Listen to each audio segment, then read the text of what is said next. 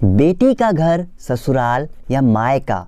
लड़की की शादी होती है और शादी संपन्न होने के बाद विदाई का समय आ जाता है और लड़की के घर वाले लड़की के पास एक एक करके उसके कमरे को जाते हैं और समझाते हैं।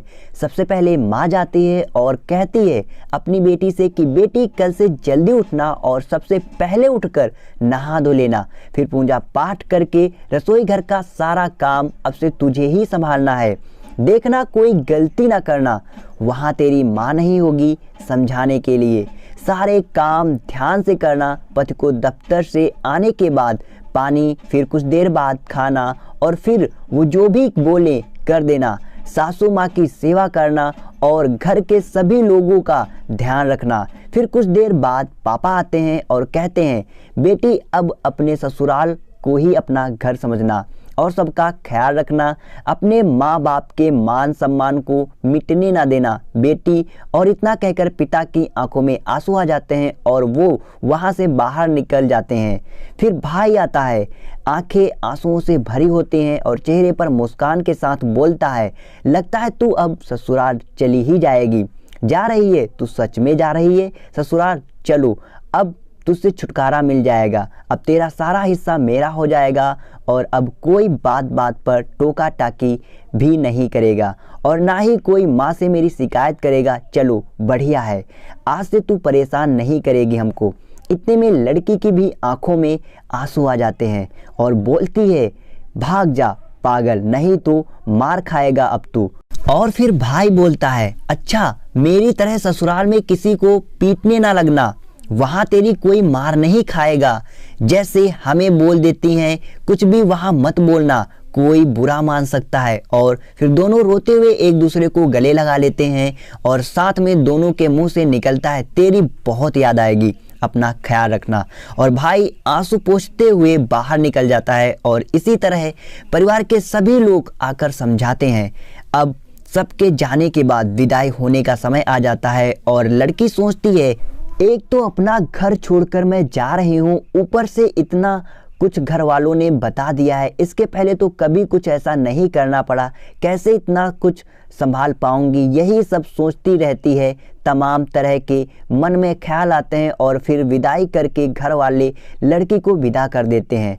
यहाँ तो माँ बाप को इतनी फिक्र होती है, इतना कुछ कैसे संभालेगी मेरी बेटी, हमेशा से खुले ख्यालातों वाली मेरी बेटी अब किसी की पत्नी और किसी की बहू, किसी की जेठानी, किसी की भाभी बन गई। देखो क्या होता है। अब ससुराल में जाकर लड़की अलार्म लगाती है और दूसरे दिन सुबह उठकर जैसा कि उसकी माँ ने बताया होता है वैसा ही करती है और फिर सबके लिए खाना बनाते हैं और कहते हैं ससुराल में पहली रसोई बहू कुछ मीठा बनाकर शुरू करती है। तो उसने सबके लिए खीर बनाई और खीर में चीनी कम रह गई, बाकी खीर बहुत अच्छी बनी थी। अब बनाने के बाद खीर सबके लिए निकालती है और सब तो खा लेते हैं, कुछ नहीं बोलते। फिर सास जाकर, बेटा और पति बैठा होता है तो जाकर बोलती लग रहा है घर वालों ने कुछ सिखाया नहीं है, चीनी देखो कैसे डाली थी, लग रहा था खीर नहीं चावल खा रहे हों।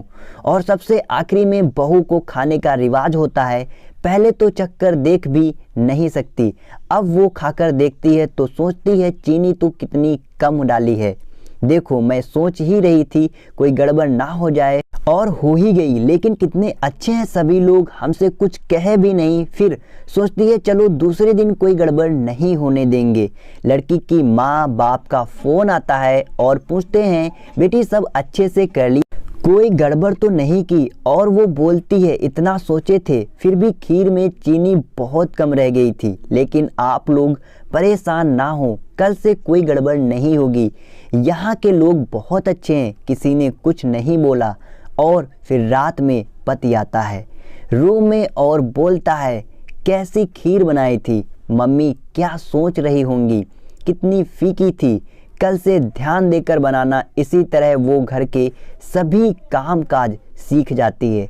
कल को सारा दिन मस्ती करने वाली लड़की अब एक पत्नी और बहू और भाभी बन जाती है। कुछ दिनों बाद उसके घर वाले आते हैं और उसको देखते हैं, इतना ज़्यादा अंतर पहले और अब में, कहीं कोई बुला रहा है भाभी मेरा ये सामान कहाँ रखा है, और पति बोलता है, अरे नाश्ता लग गया, दफ्तर के लिए लेट हो रहा हूँ। सासू माँ बोलते हैं, बहुत जल्दी से टेबल साफ करके सबका नाश्ता लगाओ, माँ पापा आए हैं। ध्यान नहीं दे रही है और तुम्हारे ससुर जी को भी निकलना है। वो जल्दी जल्दी सारे काम करते हैं और सबको नाश्ता करवा कर सारा घर साफ करते हैं, बर्तन धुलते हैं, फिर खाना बनाते हैं। ऐसे ही पूरा दिन उसका घर के काम काज में जाता है और कोई जरा सा भी सराहना नहीं करता।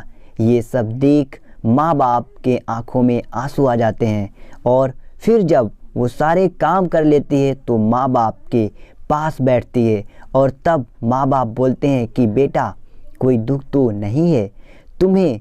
तो वो अपने आंसू छुपाते हुए, नहीं माँ कोई दुख नहीं है, बस आप सबकी बहुत याद आती है।